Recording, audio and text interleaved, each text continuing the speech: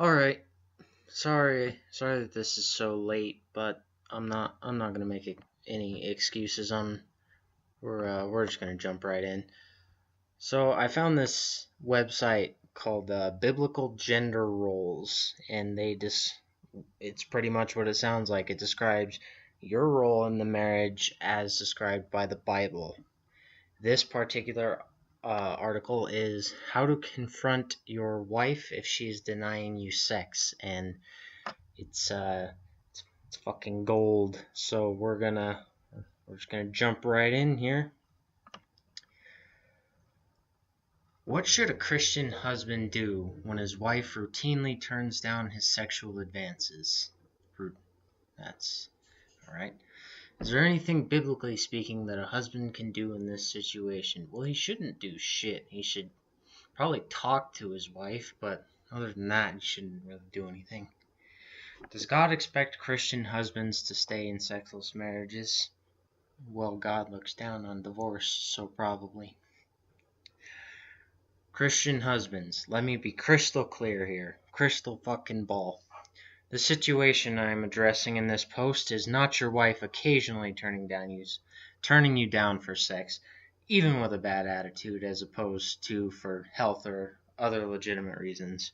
What I am addressing here is the wife who consistently and routinely denies her husband sexually simply because she does not need sex as much, or she thinks she should not have to do it except when she is in the mood, or she thinks her husband should have to earn sex with her by putting her in the mood by doing various things she expects or likes. I don't really know what to say to that. Consensual sex kind of implies that both people want it. They're both in the mood for sex. If one person is not in the mood, you're not getting consensual sex. If one person doesn't want it, it's not fucking happening. And how do you define consistently? Is it like, 10 times in a row or twice in a row? Maybe, she does it 3 times in a month, 3 strikes and you're out. How do you define consistently? What's routinely? Is it always on Wednesdays? Is that a routine that she denies? What is it? Oh, this is good. Let me also be clear to all the haters. This includes liberal Christians. Liberal Christians who reject the biblical view of male headship in marriage, as well as the biblical teaching of the right of sex and responsibility of sex in marriage. Well, nobody has the right of sex in marriage. I don't think. People are people. They can consent to sex or not. There's no responsibility to sex in the other person. If you're not consenting, that's your own prerogative. You can't force sex. It doesn't work that way. I have not, nor would I ever advocate for a husband to force himself physically upon his wife or to physically abuse her in any fashion. Oh, that's good. You're just going to teach us how to verbally abuse her. But, we're not going to physically abuse her, so it's okay. The issue being discussed is how a husband can confront a wife who chronically or willfully denies his sexual rights in marriage without just cause. Fucking hell. Be it legitimate health or mental conditions. He has the right, both under biblical law as well as under American law, to reason with his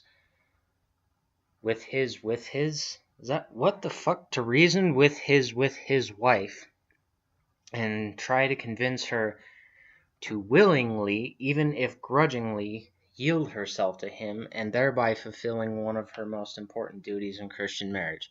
Second of all, women are not people. They are devices built by the Lord Jesus Christ for our entertainment.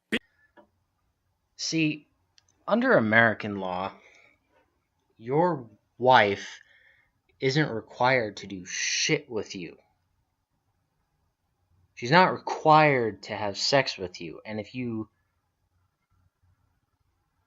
abuse her and force her to have sex with you, I'm pretty sure that's illegal.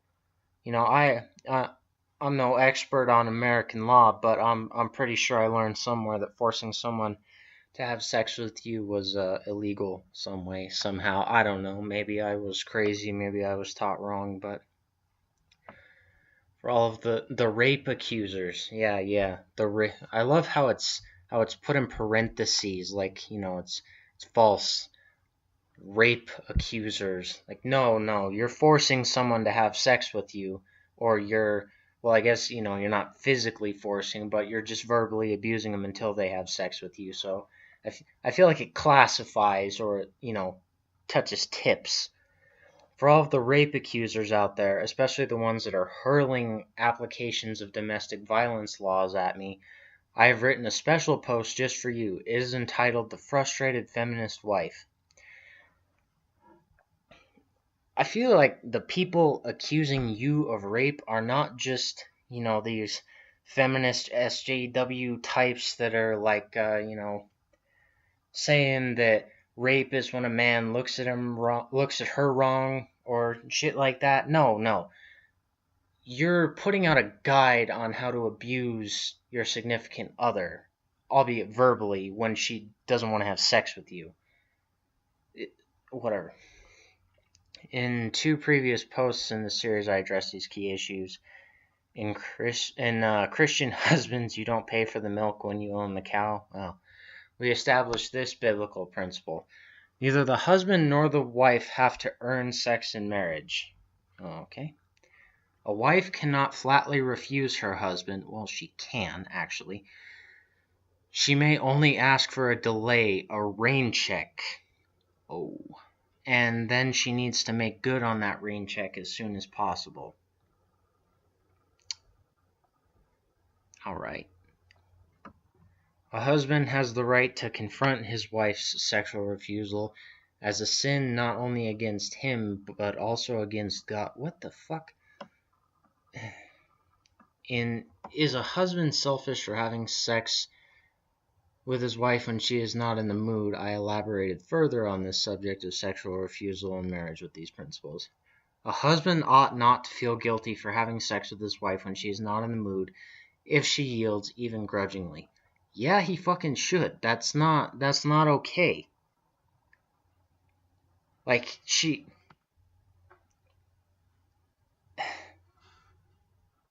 if you're forcing her to have sex, well, I mean, I guess not physically forcing, but you're getting her to have sex when she does not want to, there's something fucking wrong with you. If you think that's okay, there's something not right with you. You both need to be, hey, I want to have sex, and she needs to say, hey, I want to have sex, and that's how this works.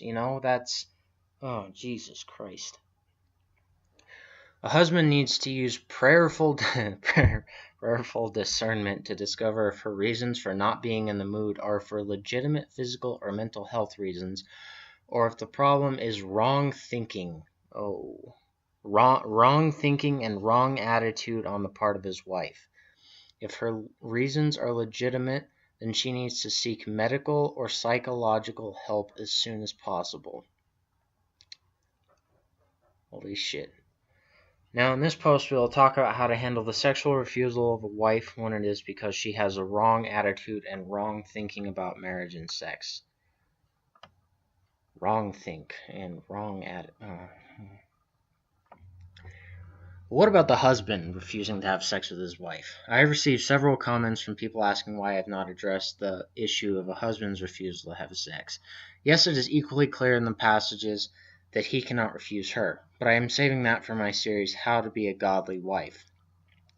Once I finish this series, How to Be a Godly Husband. Far too often in this discussion, the knee-jerk reaction is for women to say, but what about the man? Well, rightly so when you're making these other claims.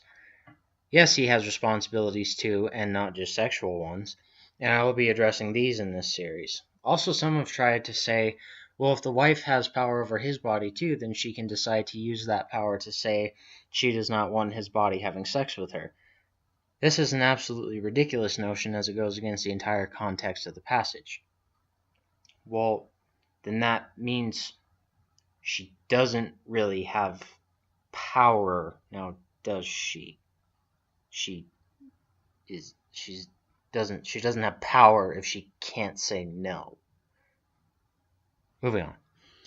The entire point the Apostle Paul was making is that husbands and wives may not deprive one another of sex unless they both mutually agree to a cessation of sex for a limited time.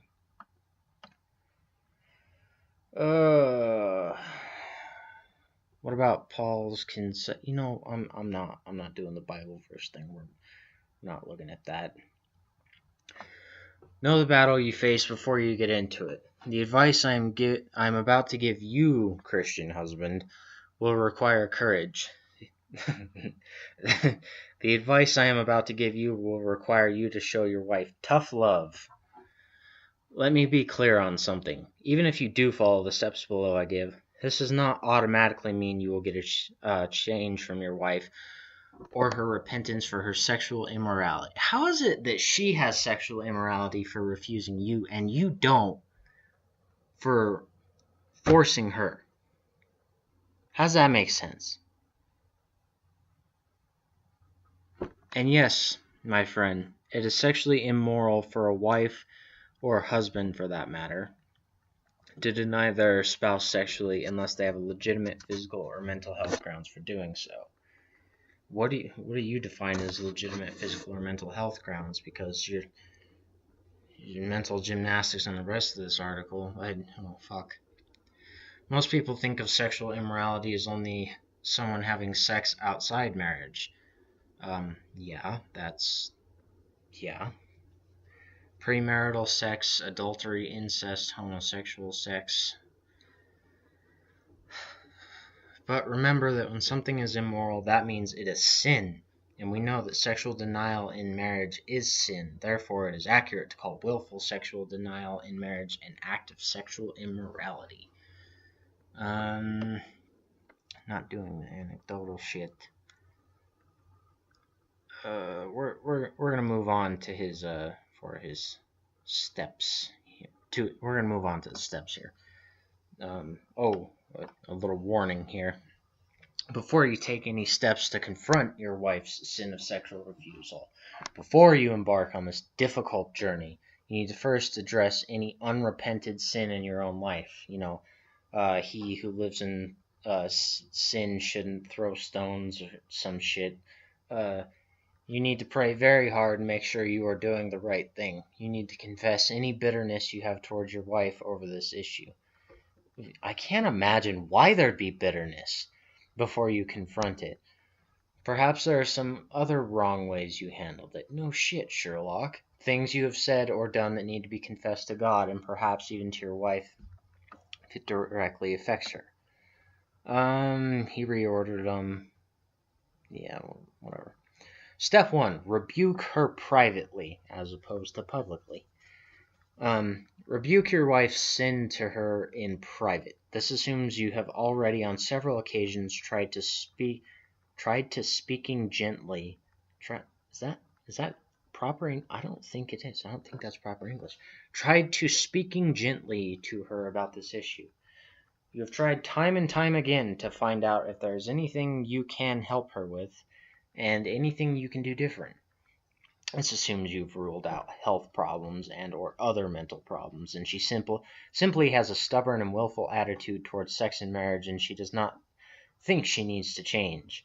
Yeah, she just doesn't want to consent to sex, so you gotta chew that bitch out. She's not putting out, you gotta chew her out. Put her in her place. Step 2. Stop taking her on dates or trips. If the brother or sister in Christ who sins against you is outside the authority of your home, then you should go to witnesses next. But since your wife, like your children, is under your direct authority, you have a biblical obligation to discipline her first before taking this outside of the home. Wow. These next 4 steps use the 2 types of discipline that a husband has at his disposal: time and money. For some women, money means nothing, but almost all women highly value their husband's time. I'm just going to go out on a limb here, but if she's not having sex with you when you are taking her on dates and trips, I don't think she's going to have sex with you when you stop taking her on dates or trips. Stop taking your wife to her favorite restaurants. Stop taking her out to those movies she wants to see. Don't take her out. Don't take her on those weekend getaways she wants to go on. I am not saying stop talking to your wife or ignore your wife. No, just treat her like shit and hope that you'll get laid as a result. Yeah, that makes sense. That's a good line of thinking. That's how I would do it. As that is not an option for a Christian husband, but your wife does not have the right for you to take her on dates or trips. These things are a privilege that you may remove at any time. Well, it may not be a right, but it's going to lead to a more successful relationship. Step 3. No unnecessary household upgrades. Ordinarily, I'm all for a husband funding new things like new furniture of the house or new paint for the walls. Wives will come to their husbands for these and many other household things. What you need to do as a husband is, unless it is a true family need and not just an upgrade to something, do not allow it. Yeah, you're not putting out, we're not painting the fucking house, we're not getting new fucking furniture, we're not doing any of that shit. What? Fuck! Step 4. Stop doing the little extra things. You know those dinners you cook, or that vacuuming you do, or those things that really she should be doing for herself, but you have simply been trying to be nice and doing for her? Stop doing them. Stop giving her those nice back and shoulder massages she loves so much. You could give her a back and shoulder massage and try to ease that in. Try to use that as kind of like foreplay. Maybe think that through. If you stop being good to her, she's probably not gonna have sex with you. How does this line of thinking make sense? Step 5. Remove her funding. This step may only work if your wife does not have her own income and if she's materialistic. Stop giving her pocket money. Change your bank accounts or ATM card. Yeah. Cancel credit cards. If she does have a job, stop paying for anything in her name and make her pay for any credit that is in her name. Yeah, stop sharing responsibilities as a married couple. Fucking hell. The Bible only requires that you provide her with food, clothing, and shelter. It does not say that food and clothing has to be the fancy kind she likes to get. Yeah, that fucking hell. If your wife has not repented and changed her ways after these first 5 steps, you are sure to have a very angry and defiant wife. Oh, really? The little bit of sex there was in your marriage is most likely completely gone. So you're acknowledging that these don't work. At any one of these points, your wife could have threatened to leave, and justifiably so, or has already left. You may be separated or in divorce proceedings, and no one would blame her. But I want you to understand something. It is not your responsibility to keep your wife in the marriage by any means necessary. And certainly not by giving in to her willful, rebellious, and sinful behavior. Yeah, how dare she not want to have sex? Not doing the what the. But your wife may have stuck around betting that she can wait you out and thinking that eventually you will go back to leaving her alone about all this sex stuff and think, no, that's not gonna happen. Like, you've already fucked that up. And things can get back to the normal life she has come to love. This is where we begin the final phase of confronting your wife's sexual refusal. Rebuke her before witnesses. Oh. If she is still defiant after you have tried all forms of biblical discipline with her, take her to a Christian marriage counselor. Yeah, I'm sure the marriage counselor is going to take her side when you're being abusive towards her. Take her to a Christian marriage counselor so they can serve as a witness to her sinful defiance. But make it clear as you seek a counselor what your beliefs are to that counselor, and that this is not about changing your beliefs. It is about having a witness to your wife's sin. Wow. Bring her before the church.